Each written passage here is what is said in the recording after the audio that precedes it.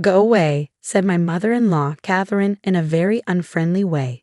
When my husband got a job overseas, Catherine decided I couldn't stay in the house anymore, so my daughter and I had to leave. We didn't have anywhere else to go, so I went to the park, holding my 2-year-old daughter, feeling confused and lost about what to do next. Suddenly, police officers surrounded me. "Please come to the station," one of the officers said. It was raining heavily, and I was cold and shaking. I followed the officer to the police station. When I got there, someone unexpected was waiting for me. "My name's Emma, and I'm going to be 35 this year. I met my husband Bob at work, and after a year of dating, we got married. When we got married, I stopped working, and 2 years ago, our daughter Lily was born. Right now, I live with Bob, Lily, and my mother-in-law, Catherine. We used to rent a place, but after Catherine's husband passed away and she started having trouble with her knees, we decided to all live together and bought a new apartment.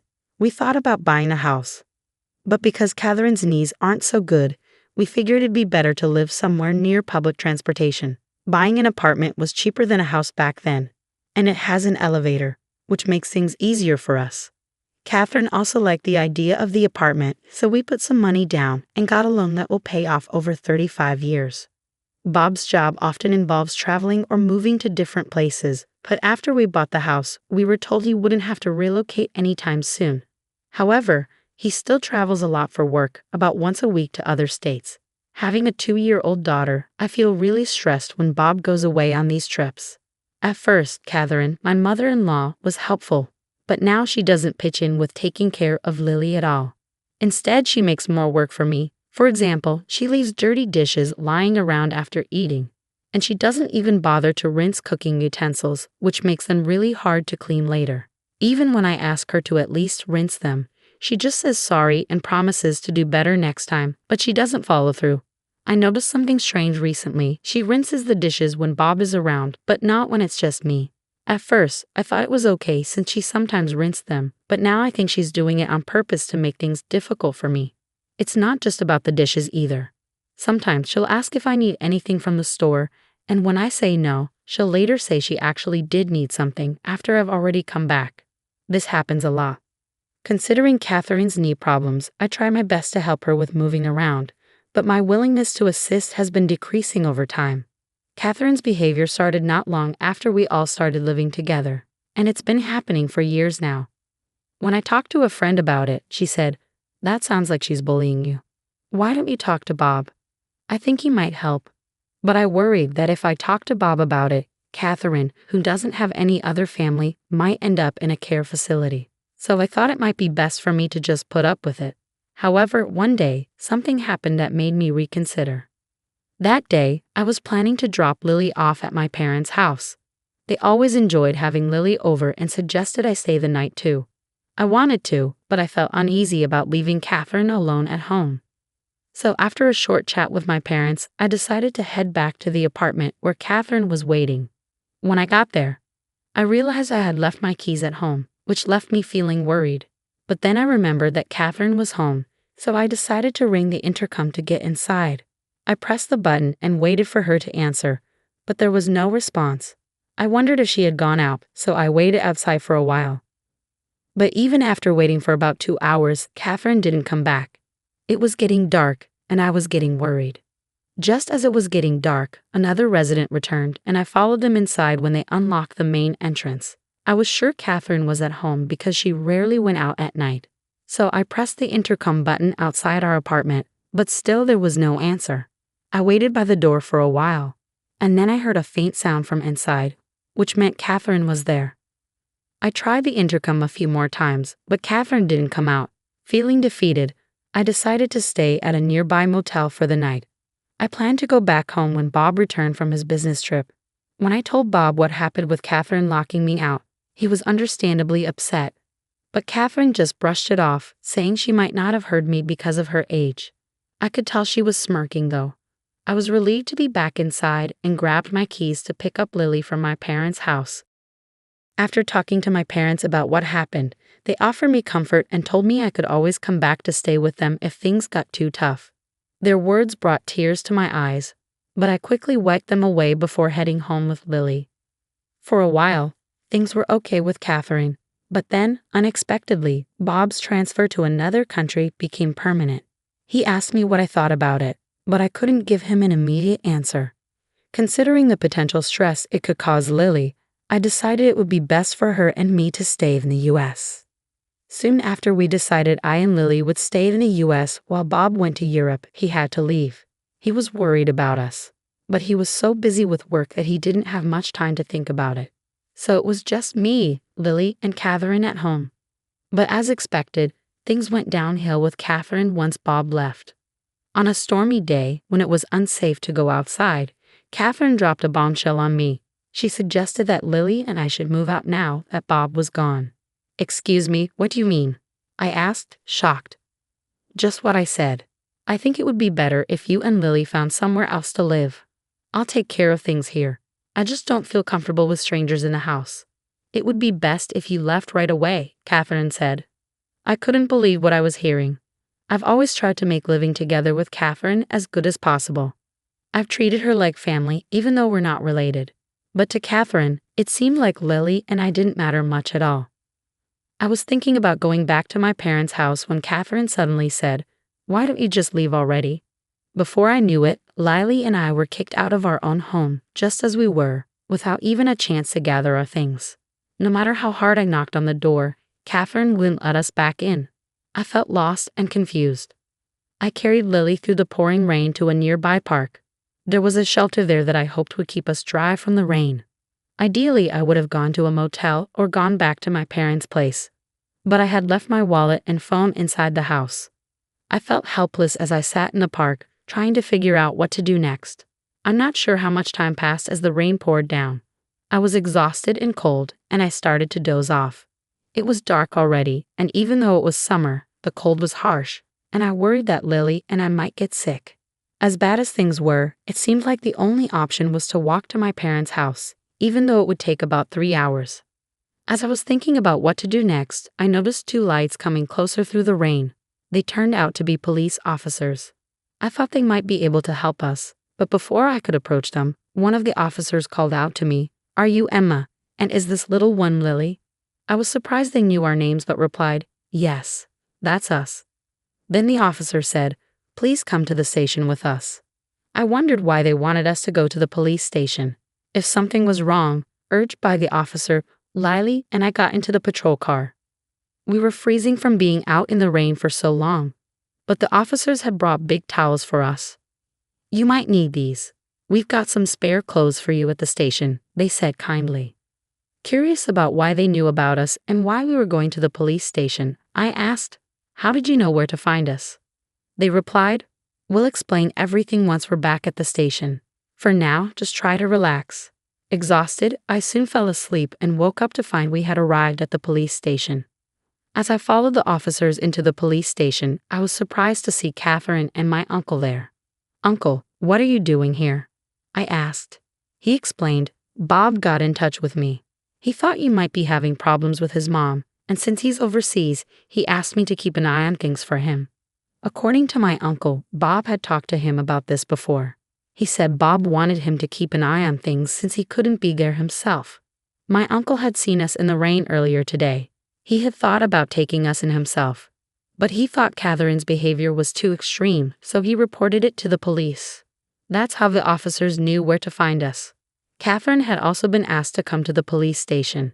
She sat on a sofa, glaring at me, seeming confused about why she was there. "Why do I have to be here? My knee hurts, you know." If Bob were here, none of this would be happening, Catherine argued. But the whole situation had come about because Bob had asked my uncle for help. In the discussions with the police, it seemed like there could be legal implications to the events. So I was advised to think about hiring a lawyer. An attorney? That seems like a big step. I just locked the door, nothing more, Catherine protested. But my uncle intervened, pointing out that what she did was serious. Throwing me and a little child out in heavy rain isn't something that can be easily forgiven. He also clarified that I was actually the rightful owner of the house. Catherine was surprised, insisting that Bob, as the head of the household, should be the owner. But she was mistaken. My uncle, who works in real estate, had helped us get a great deal on a condo, and Bob had suggested putting it under my name. I hadn't thought much of it at the time, But now I was grateful I followed Bob's advice. Following my uncle's guidance, I decided to hire a lawyer. The lawyer explained that it would be tough to evict Catherine, so the best option might be to place her in a care facility. I immediately called Bob to update him. He hadn't expected things to escalate like this and said he wanted to come back from Japan to sort it out properly. He also mentioned that he was considering putting Catherine in a facility, unaware of the current situation. Despite being at the police station, Catherine seemed unconcerned as she casually snacked on some crackers. Since I couldn't go back home with her, I decided to stay at my parents' place until Bob returned. He was due back in a week, giving me time to figure out our next steps. If Bob didn't support me, divorce seemed like the only option. I regretted not seeking advice sooner. A week later, Bob returned from Europe and was at the house with Catherine. So I moved back home from my parents' place. Bob had to go back to Europe soon, so we needed to talk about what to do next. I heard some things from Emma's uncle. Is all of that true? Bob asked Catherine. It's all lies. I haven't done anything. Emma's plotting something to evict me. Catherine stubbornly denied any wrongdoing and accused me of scheming against her. Bob, who I thought would support me, seemed to be considering Catherine's side. I see. So do you have any evidence to prove Emma's plotting something? Bob asked Catherine. Evidence? No, of course not, she replied. Then Bob turned to me, asking, Emma, do you have any evidence? I hesitated, admitting, to be honest, I've been so busy with work I haven't been able to keep an eye on things. I'm not sure who to believe. I handed Bob a voice recorder I had with me. What's this? He asked.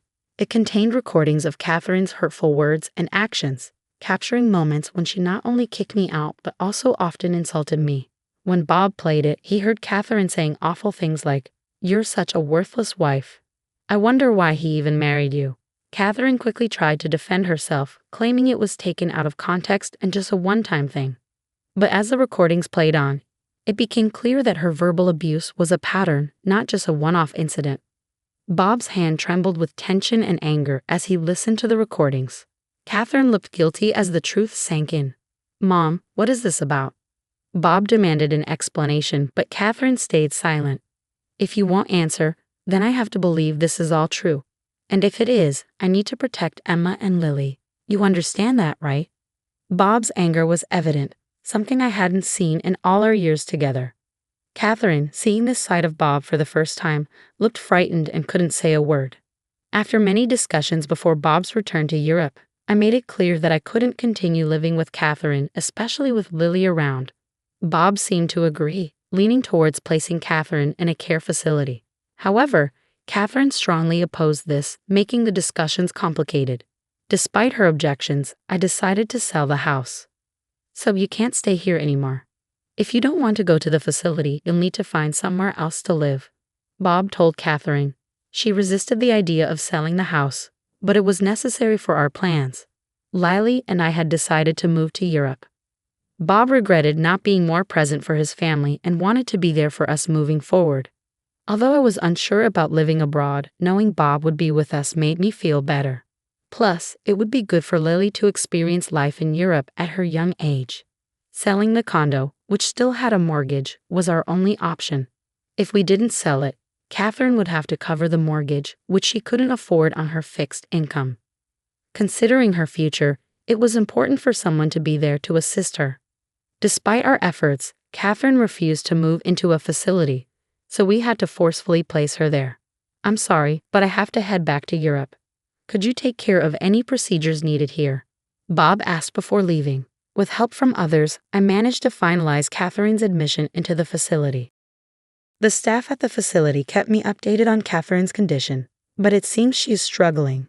It would be one thing if she was just feeling down, but she's been causing trouble for the staff and other residents. Before leaving for Europe, I visited her to check on her. But she lashed out at me, saying, "Why have you locked me up in this place?"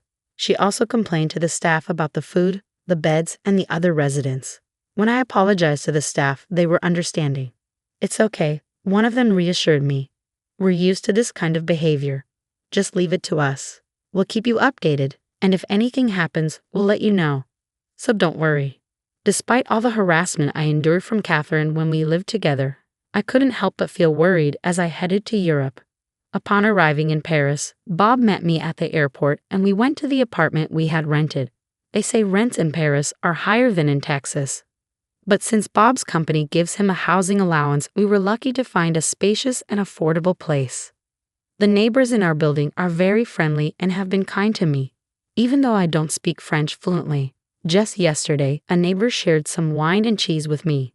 In return, I gave them some mac and cheese. I'm gradually learning French along with my daughter, Lily. I know there's a limit to self-study, so I've also enrolled in a language school. There are many Americans there, many of whom, like me, are new to France. I've made some friends and am really enjoying my life in Paris. Back in the States, I always had to worry about Catherine, which often prevented me from fully enjoying outings with friends. But here, I can indulge in leisurely lunches just the way I like. The only concern right now is Lily. She's still too young for kindergarten, as kids here usually start the year they turn 5. I hope she picks up enough French by then. Fortunately, Lily seems to be catching on pretty quickly. I'm thinking of getting a job once Lily starts preschool. Bob says he's okay with me staying at home, but living in Paris has made me want to explore more opportunities. Seeing how ambitious and confident people are here has ignited something within me. I've become friends with a waitress at a nearby cafe, and she hinted that there might be a job opportunity for me there. The cafe is popular not only among the American community, but also with many locals who are learning English. There might be challenges ahead, but since coming to France, Bob and I have been communicating much better. I feel more confident in expressing my feelings, and I believe that no matter what happens, we'll face it as a family. Right now, I feel happier than I've ever been in my life.